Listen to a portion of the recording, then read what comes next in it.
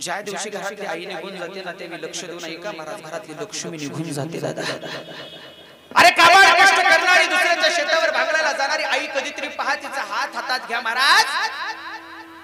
अरे तुमच्या आयुष्याच्या रेषा सुधारण्यासाठी त्या आईनं स्वतःच्या हाताला छिद्र पाडून घेतली, पण त्या आईनं कधीही तक्रार केली नाही महाराज, नाही केली त्या आईनं कधी तक्रार।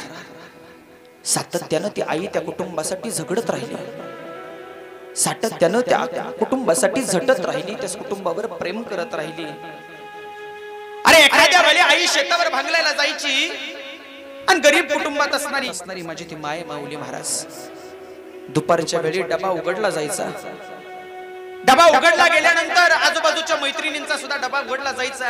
आईच्या डब्यात पाहिल्यानंतर तिच्या डब्यात चटणी भाकरी असायची, बाकीच्यांच्या डब्यात चांगले चुंगले पदार्थ असायचे। बाकीच्या बायका विचार करायच्या, अरे ही आई गरीब आहे, हिची परिस्थिती नाजूक आहे, स्वतःच्या डब्यातले चांगले चुंगले पदार्थ काढून तिच्या पुढ्यात सरकवायचे।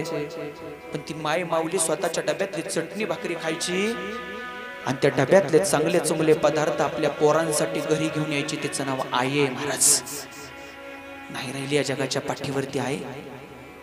आई या शब्दात खूप मोठी ताकद आहे महाराज, जेवढी ताकद देवात नाही तेवढी ताकद आई या शब्दात आहे महाराज।